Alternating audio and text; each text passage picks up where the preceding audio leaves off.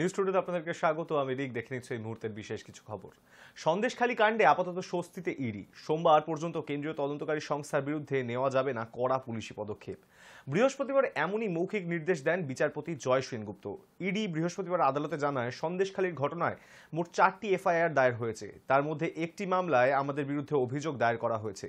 সংবাদ মাধ্যমের সামনে আমাদের অফিসারকে মারধর করা হয়। এসব শোনার পর বিচারপতি জয় সেনগুপ্তের মৌখিক নির্দেশ, সোমবার পর্যন্ত ইডি আধিকারিকদের বিরুদ্ধে কোনো কড়া পদক্ষেপ পুলিশ করতে পারবে না।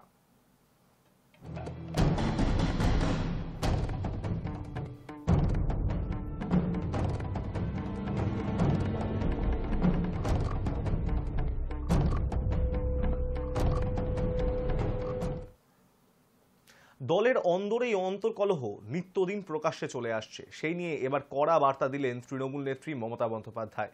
2024 সালের লোকসভা নির্বাচন সামনে, তার আগে নবীন প্রবীণ দ্বন্দ্ব নিয়ে সতর্ক করে দিলেন সকলকে। তিনি জানিয়েছেন, এবার থেকে যা বলার দলের অন্দরেই বলতে হবে। কোনো প্রশ্ন থাকলে বাইরে মুখ খোলা যাবে না। প্রকাশ্যে মুখ খুললে কড়া ব্যবস্থা নেওয়া হবে। ছেঁটে ফেলা হবে সংশ্লিষ্ট ব্যক্তিকে। নবীন প্রবীণ বিতর্কের আবহে বুধবার পশ্চিম মেদিনীপুর জেলা সাংগঠনিক বৈঠক ছিল তৃণমূলের।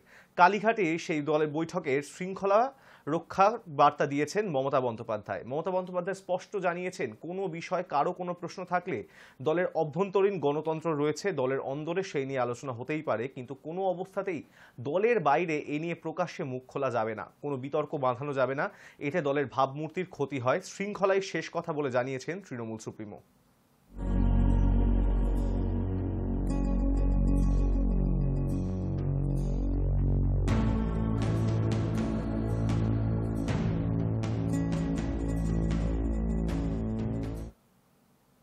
সামনেই রয়েছে 2024-এর লোকসভা ভোট, আর তার আগে পরিবহন পরিষেবায় সাধারণ মানুষের ভোগান্তি কমাতে 300 নতুন বাস রাস্তায় নামানোর সিদ্ধান্ত নিয়েছে পরিবহন দপ্তর। পশ্চিমবঙ্গ পরিবহন নিগম, দক্ষিণবঙ্গ রাষ্ট্রীয় পরিবহন নিগম এবং উত্তরবঙ্গ রাষ্ট্রীয় পরিবহন নিগমের মাধ্যমে বাসগুলি রাস্তায় নামবে। তবে বেসরকারি পরিবহন সংস্থাগুলি একথা মানতে নারাজ। আধিকারিকদের কথায়, করোনা ভাইরাসের সংক্রমণের সময় অস্বাভাবিক হারে বেসরকারি বাস কমে যাওয়ায় সাধারণ মানুষ সমস্যায় পড়েছিলেন।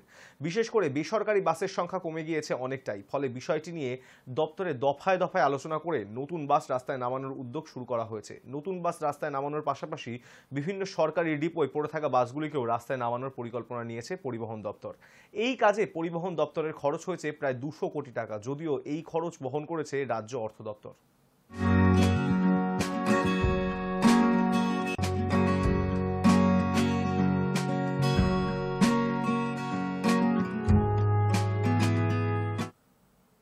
সম্প্রতি বিদেশ থেকে ফিরেই আয়কর দপ্তরের বয়ান রেকর্ড করতে যান নিয়োগ দুর্নীতি মামলায় ধৃত পার্থ চট্টোপাধ্যায়ের জামাই কল্যাণবাবু। আয়কর অফিসারদের কাছে স্বীকার করেছেন, তার নামে যত বেনামি সম্পত্তি রয়েছে তার আসল মালিক তার শ্বশুর পার্থ চ্যাটার্জি।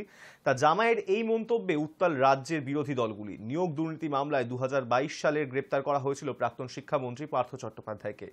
দীর্ঘ 1.5 বছর ধরে আলিপুর জেলে রয়েছেন তিনি। দুর্নীতির জট খুলতে এখনও সক্রিয় কেন্দ্রীয় তদন্তকারী সংস্থা। আর এসবের মাঝেই পার্থ চট্টোপাধ্যায় জামাইয়ের এমন বয়ানে আরো ভুগতে হবে তৃণমূল নেতাকে।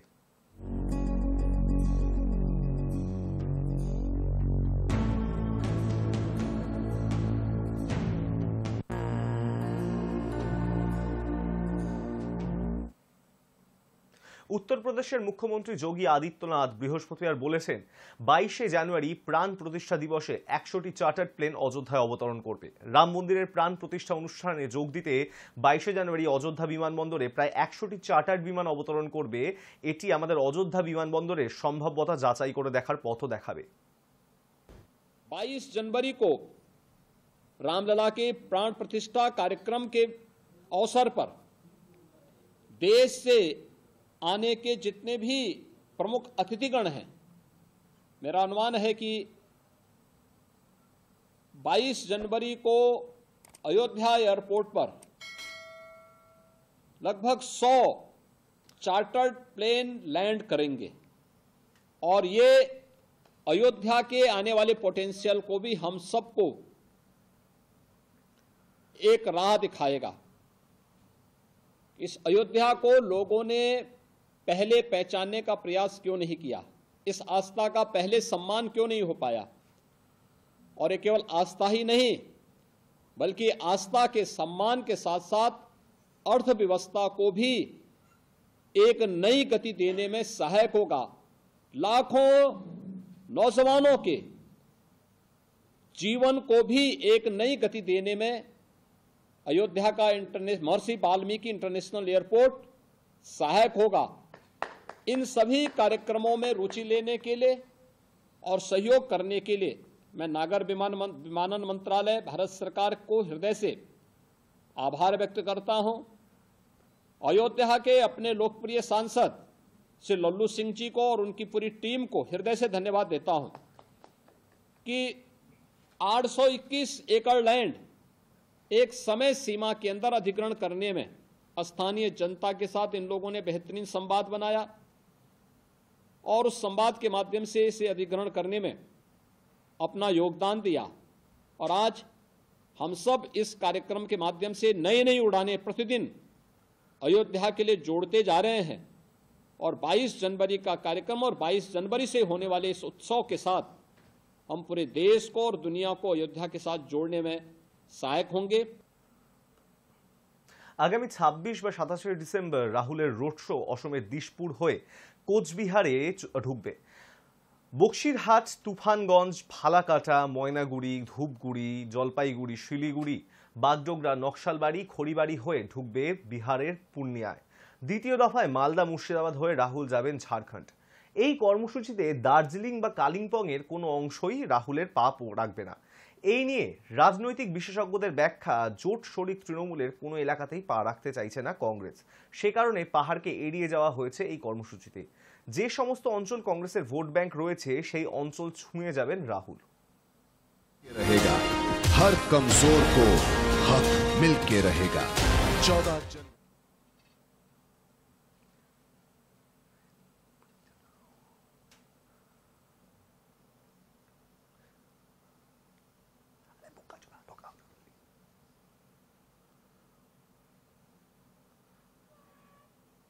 15 জানুয়ারি সেনা দিবসের আগে সেনা প্রধান জেনারেল মনোজ পান্ডে জানুয়ারির বার্ষিক সংবাদ সম্মেলনে বলেছেন, উত্তর সীমান্তে নিরাপত্তা পরিস্থিতি স্থিতিশীল তবে সংবেদনশীল।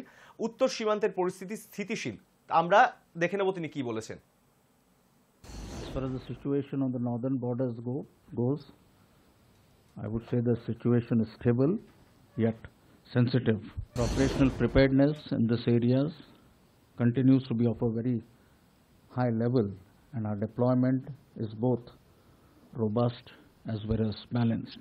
We continue to focus on our capability development initiatives, especially along our borders. As far as the situation on the northern borders goes, I would say the situation is stable yet sensitive. We continue to talk both at the military level as well as the diplomatic level as per the established protocols and procedures to find resolution to the balance issues which remain. Our operational preparedness in this areas continues to be of a very high level, and our deployment is both robust as well as balanced. While we continue to maintain adequate reserves in all these areas to be able to deal with any contingency that may arise effectively. While this is happening, we continue to focus on our capability development initiatives, especially along our borders, including infusion, induction of modern technologies, disruptive niche technologies, as also focusing on infrastructure development in these areas, be it the road connectivity and number of other things which perhaps we can again discuss during the latter part. We continue to operate with other government agencies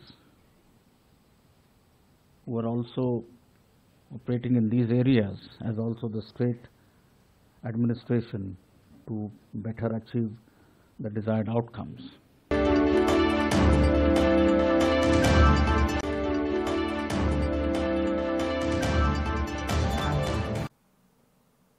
ফিরে এলাম বিরতির পর। এবার বিচারপতি অভিজিৎ গঙ্গোপাধ্যায় এবং বিচারপতি অমৃতা সিনহার বিরুদ্ধে সুপ্রিম কোর্টের দ্বারস্থ হলেন অভিষেক বন্দ্যোপাধ্যায়।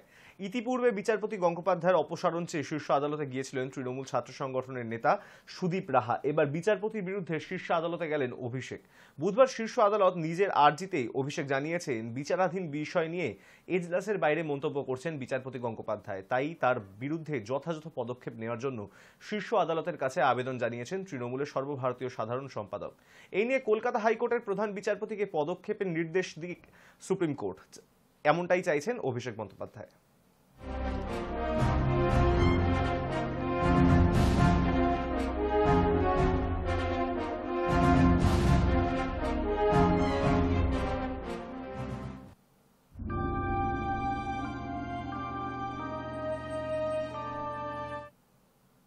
আমার কাজকর্মে একটা শ্রেণী খুব বিপদে পড়ছে।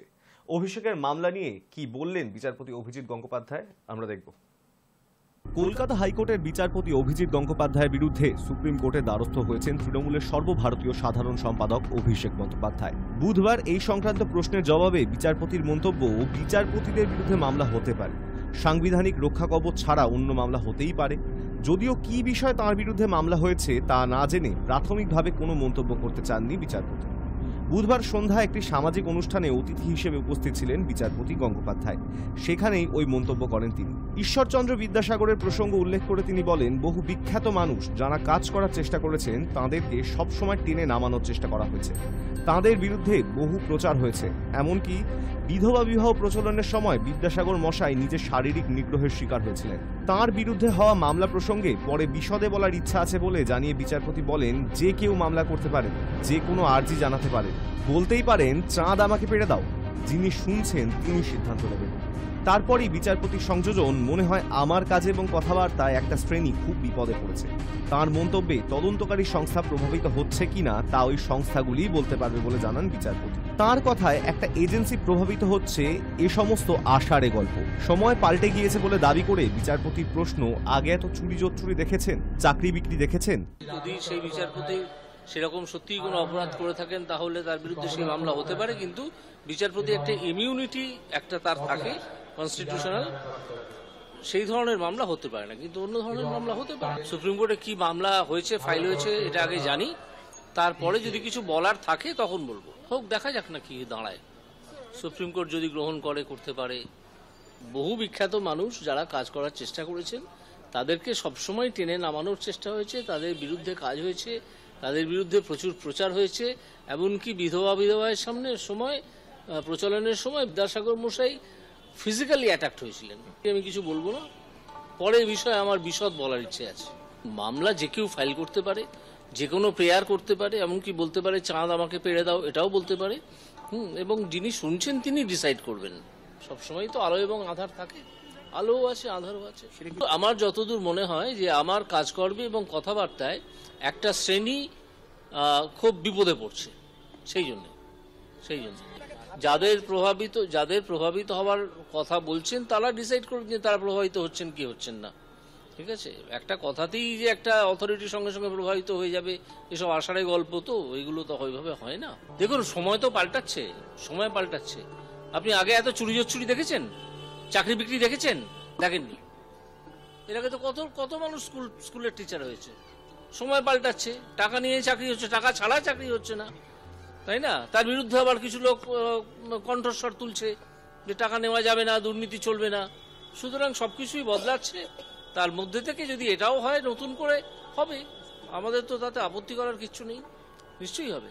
বুধবার বিচারপতি গঙ্গোপাধ্যায়ের বিরুদ্ধে সুপ্রিম কোর্টের দ্বারস্থ হন অভিষেক। আবেদনে তিনি জানান, বিচারাধীন বিষয় নিয়ে আদালতের বাইরে মন্তব্য করছেন বিচারপতি।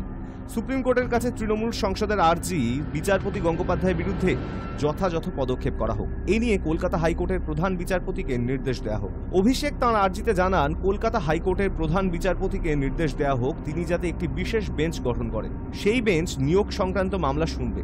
মূলত বিচারপতি অমৃতা সিনহার এজলাসে যে মামলাগুলি রয়েছে সেই মামলাগুলি যাতে বিশেষ বেঞ্চে যায়। পাশাপাশি অভিষেকের দাবি, বিচারপতি গঙ্গোপাধ্যায় আদালতের বাইরে বারবার যে এক পক্ষের বয়ান তুলে ধরছেন তা থেকে তাঁকে বিরত থাকার নির্দেশ দেওয়া হোক। High News network. পান্নুন হত্যা ষড়যন্ত্র মামলায় এবার বড়সড় আইনি মোড়। সোজাসুজি মার্কিন আদালত এবার জো বাইডেন প্রশাসনকে এই হত্যা ষড়যন্ত্রে ধৃত অভিযুক্ত নিখিল গুপ্তর বিরুদ্ধে প্রমাণ পেশ করার নির্দেশ দিয়েছে। উল্লেখ্য, মার্কিন যুক্তরাষ্ট্রের নিউ ইয়র্কের আদালতে নিখিল গুপ্তার আইনজীবী একটি মোশন ফাইল করেন। তার প্রেক্ষিতেই মার্কিন আদালত বলেছে, নিখিলের বিরুদ্ধে যে অভিযোগ বাইডেন প্রশাসন এনেছে তার সপক্ষে যেন মার্কিন সরকার প্রমাণ পেশ করে।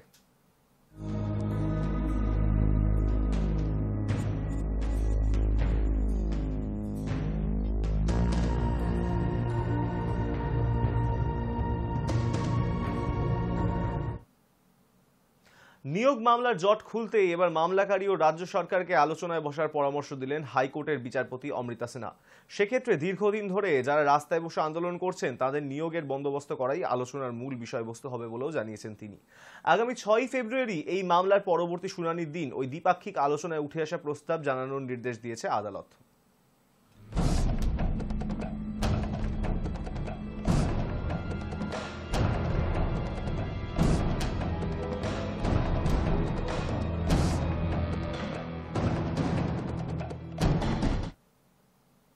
নতুন শিক্ষাবর্ষে একজন ছাত্র ভর্তি হয়নি দক্ষিণ 24 পরগনা জেলার পাথর প্রতিমা ব্লকের দক্ষিণ শিবগঞ্জ জুনিয়র হাই স্কুলে। এলাকাবাসীর একাংশের বক্তব্য, গ্রামের একদম বেহাল শিক্ষা ব্যবস্থার জন্য দায়ী প্রশাসন। আমরা দেখব। গত 10 বছর ধরে কোনো নিয়োগ নেই স্কুলে। শিক্ষকের অভাবে 2024-এর শিক্ষাবর্ষে ভর্তি হয়নি একজনও ছাত্র। ফলে অচিরেই বন্ধ হয়ে গেল দক্ষিণ 24 পরগনা জেলার পাথর প্রতিমা ব্লকের দক্ষিণ শিবগঞ্জ জুনিয়র হাই স্কুল।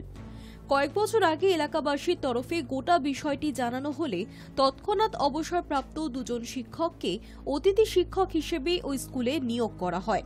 পরে শিবগঞ্জ এলাকারই জনাচারেক শিক্ষিত যুবককে আংশিক সময়ের জন্য শিক্ষক হিসেবে নিয়োগ করা হলেও ধীরে ধীরে অতিথি শিক্ষকেরা অবসর নেয়। ফলে শিক্ষকহীন হয়ে পড়ে গোটা স্কুল। এলাকাবাসীর দাবি মেনে পশ্চিমবঙ্গ সরকারের উদ্যোগে পাথর প্রতিমা পঞ্চায়েত সমিতির ব্যবস্থাপনায় এখানে প্রত্যন্ত এলাকার দক্ষিণ 24 পরগনার পাথর প্রতিমা দক্ষিণ শিবগঞ্জ গ্রামে একটা জুনিয়র হাই স্কুল প্রতিষ্ঠিত হয় 2013 সালে। তখন প্রায় ছাত্র সংখ্যা ছিল রমরমিয়েই চলছে 48 জনের মতো ছাত্র সংখ্যা, ছাত্রছাত্রী। তখন সরকারিভাবে 2জন অবসরপ্রাপ্ত অতিথি শিক্ষক দিয়ে স্কুলটাকে শুরু করা হয়েছিল। তারা 2-3 বছর পরে তাদের অবসর নেয়। পরে আবার সেই অতিথি শিক্ষক আসেন, 2-3 জন ক্রমান্বয়ে আসে। ফলে এখানে এতদিন যাবৎ কোনো স্থায়ী শিক্ষক নেই। এলাকাবাসীর অনুরোধে এলাকার শিক্ষিত বেকার যুবক যুবতীরা 4-5 জন তারা স্বেচ্ছায় স্কুলে এসে পড়াশোনা পাঠদানের দায়িত্বে ছিলেন। তুমিও ছিলে? তার মধ্যে আমিও ছিলাম। কিন্তু স্থায়ী কোনো শিক্ষক না থাকার জন্য শিক্ষক সংখ্যাও কমতে থাকে, তারা অবসর নেয়। ফলে ছাত্রছাত্রীরাও ক্রমশ কমতে অভিভাবকরাও মনে প্রাণে চাইলেও স্কুলটা, কিন্তু পঠন পাঠন সেভাবে না হওয়ার জন্য শিক্ষকের অভাবে তারা অন্য স্কুলে পাশে প্রায় 4-5 কিলোমিটার দূরে আনন্দলাল উচ্চ বিদ্যালয়ে তারা ভর্তি করে। স্কুলে রাজ্য সরকার প্রদত্ত সকল সুযোগ সুবিধা থাকলেও উপযুক্ত পঠন পাঠনের অভাবে অভিভাবকদের তাদের ছেলে মেয়েদের কয়েক কিলোমিটার দূরে অবস্থিত স্কুলে পাঠাতে হচ্ছে। সমস্যায় পড়তে হচ্ছে অভিভাবক থেকে ছাত্রছাত্রীদের। করছি না, এখানে শিক্ষক আগে আসতো, ক্লাসটাও ভালো চলতো এবং সব কিছু রমরম হয়ে চলছিল। কিন্তু এই 2024 সাল থেকে যখন শিক্ষক নেই, বাধ্য হয়ে আমরা আনন্দলাল আদর্শ বিদ্যালয়ে পাথর প্রতিমাতে আছে। 5 কিলোমিটার রাস্তায় বাচ্চা ছেড়ে যেতে চায় না, কান্নাকাটি করে, তবু ছেড়ে দিয়ে আসতে হয়। সেই জন্য বাধ্য হয়ে কি করব, এই যে আমাদের বাড়ির পাশে স্কুলটা যদি চলতো তাহলে ছেলে মেয়ে সবাই ছাত্রছাত্রী পড়তো, শিক্ষক থাকতো, স্কুলটা রমরমভাবে চলতো। এই জন্য আমরা বাধ্য হয়ে কি করব, ওখানে ছেড়ে দিয়ে আসি। স্কুল যদি চালু হয়ে যায় আমাদের আরও এখানে পাড়ার ছেলেও আসবে, আমার ছেলে মেয়ে আসবে, সবাই আসবে এবং এখানেও পড়াশোনা ভালো হবে, সব সুযোগ সুবিধা এখানে থাকবে। তাহলে আমাদের ছেলে মেয়ে কষ্ট করে এত দূর 5 কিলোমিটার পায়ে হেঁটে, এখন শীতের সময় ঠিক যাচ্ছে, কিন্তু বর্ষাকালে হলে আমাদের কাদা রাস্তা অনেক জায়গায় আছে, 5 কিলোমিটার যেতে অসুবিধা হয়, যেতে চায় না, কান্নাকাটি করে, তবু বুঝিয়ে ছেড়ে দিয়ে আসতে হয়। কি করবো, স্কুল যদি বন্ধ হয়ে যায়। এলাকাবাসীর একাংশের বক্তব্য, গ্রামে এরকম বেহাল শিক্ষা ব্যবস্থার জন্য দায়ী প্রশাসন। শিক্ষক না থাকায় নতুন শিক্ষাবর্ষে ভর্তি হয়নি কেউই, ফলে বন্ধ করে দিতে হয়েছে স্কুল। তাদের দাবি, গ্রামীণ শিক্ষা ব্যবস্থাকে সচল রাখতে শীঘ্রই এই স্কুলে স্থায়ী শিক্ষক নিয়োগ করা হোক। High News Network. ফের চোখ রাঙাচ্ছে করোনা। একদিকে তাপমাত্রা কমছে কিন্তু বাড়ছে করোনার সংক্রমণ। তবে এবার নিছক করোনা ভাইরাস নয়, বরং এরই উপপ্রজাতি JN1 সংক্রমণ দাপিয়ে বেড়াচ্ছে রাজ্যে। রাজ্যের বেশ কয়েকটি জেলা হাসপাতালে ভর্তি রয়েছেন JN1 এ আক্রান্ত রোগীরা। সমীক্ষায় দেখা গিয়েছে পশ্চিমবঙ্গে এখনো পর্যন্ত অ্যাক্টিভ রোগীর সংখ্যা মোট 213। চিকিৎসকদের বক্তব্য, যেহেতু করোনার তুলনায় ওমিক্রন কম শক্তিশালী, তাই ওমিক্রনের সার্ভাইভেন্ট JN1 তুলনামূলক দুর্বল, তাই কোনো গুরুতর অসুখের সম্ভাবনা নেই।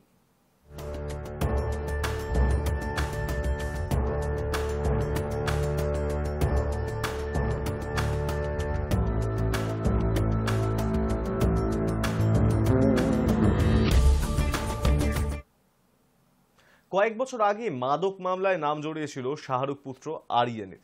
সেই সময়টা শাহরুখ খান এবং তার পরিবারের জন্য কেমন ছিল, কিভাবে কাটিয়েছিলেন সেই সময়, এতদিন পর অবশেষে খোলসা করলেন কিং খান। আমরা দেখব কি বললেন তিনি। 2023 সালটা দুর্দান্তভাবে কাটিয়েছেন শাহরুখ।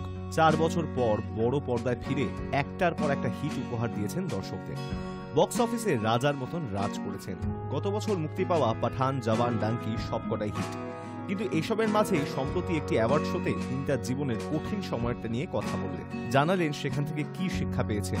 নিউজ 18কে দেওয়া সাক্ষাৎকারে শাহরুখ জানান, গত 4-5 বছর তাঁর এবং তার পরিবারের জন্য বেশ কঠিন ছিল। তখন তাঁর একটার পর একটা ছবি ফ্লপ করেছে, আর ট্রেড অ্যানালিস্টরা লিখতে শুরু করে দিয়েছেন যে তিনি ফুরিয়ে এসেছেন।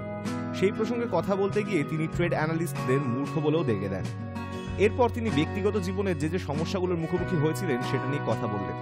2021 সালে একটি হাই প্রোফাইল মাদক মামলায় নাম জড়িয়ে পড়ে শাহরুখ পুত্রের। মুম্বাইয়ের একটি লাক্সারি ক্রুজ জাহাজে রেড করে নার্কোটিক্স কন্ট্রোল ব্যুরো। তারপরই উঠে আসে আরিয়ানের নাম। এরপর প্রায় মাসখানেক পর জেল থেকে ছাড়া পান আরিয়ান। তার উপর লাগা সমস্ত অভিযোগ মিথ্যে প্রমাণিত হয়। এই বিষয়ে শাহরুখ জানান, ব্যক্তিগত স্তরেও কিছু অবাঞ্ছিত এবং খারাপ জিনিস ঘটেছিল। সেখান থেকে আমি শিক্ষা নিয়েছি। আমি তখন বুঝেছি, একদম চুপ থাকো, একদম চুপ এবং চুপচাপ কঠোর পরিশ্রম করে যাও সম্মানের সঙ্গে। তুমি যখন ভাববে জীবনে সব ঠিক আছে, তখনই জীবন কোথা থেকে এসে তোমায় আঘাত করে দেবে বুঝতেও পারবে না। কিন্তু এই সময়টা আপনাকে আশাবাদী থাকতে হবে, সৎ থাকতে হবে। এরপর তিনি তার জনপ্রিয় ছবি ওম শান্তি ওম থেকে একটি ডায়লগ টেনে বলেন, ছবির মতো বাস্তবেও হ্যাপি এন্ডিং হয়, কিন্তু এমনটা যদি না হয় জানবেন গল্প এখনো শেষ হয়নি। But going to bubbles bursting, the last 4-5 years have been a bit of a ride for me and my family. I'm sure some of you also, because of COVID and stuff. You know, most of my films flopped. A lot of specialists and analysts started writing my death knell. Some idiots did the same, which actually is the same thing, analysts and idiots, so it's not something that I really bother about.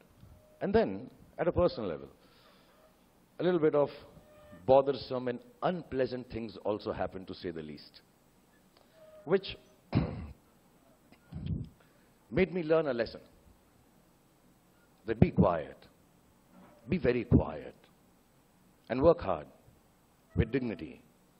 And still know it in your heart, when you think that everything is good, suddenly out of nowhere, wham, life may come and hit you and topple your apple cart.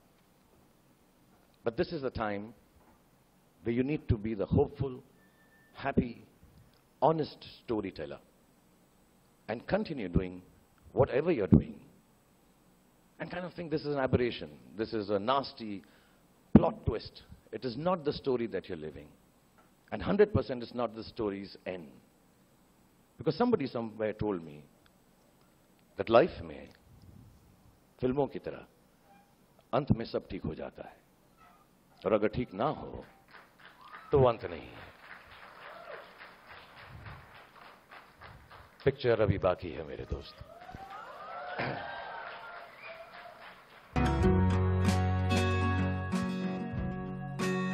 High News network.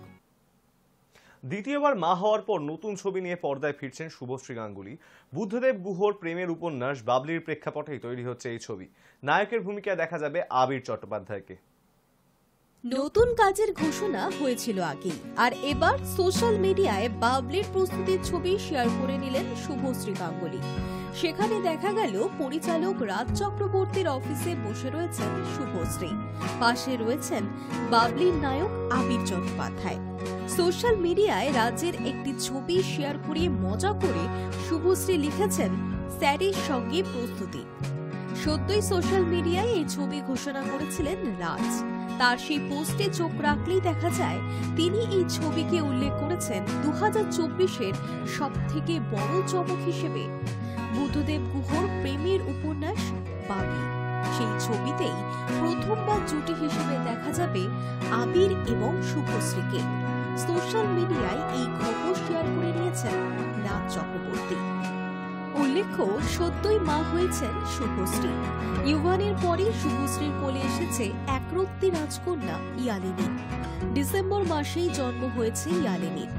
এখনো সন্তানের ছবি প্রকাশ্যে আনেননি রাজ বা শুভশ্রী কেউই। তবে একরত্তি মেয়েকে বাড়িতে রেখেই কাজে ফিরেছেন শুভশ্রী।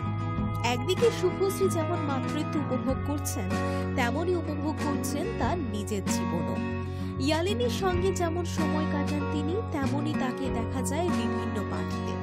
সেই ছবি সোশ্যাল মিডিয়ায় হামেশাই শেয়ার করে নেন তিনি। দ্বিতীয়বার মা হওয়ার পর বাবলির হাত ধরেই পর্দায় ফিরবেন শুভশ্রী গাঙ্গুলী। এই ছবির জল্পনা চলছিল অনেকদিন থেকেই। অবশেষে সেই জল্পনাতেই সেই মোহর দিল পরিচালক Raj Chakraborty. Hi News Network. News today এখন এই পর্যন্তই। দেখতে থাকুন হাই নিউজ, নির্ভীক, নিরপেক্ষ।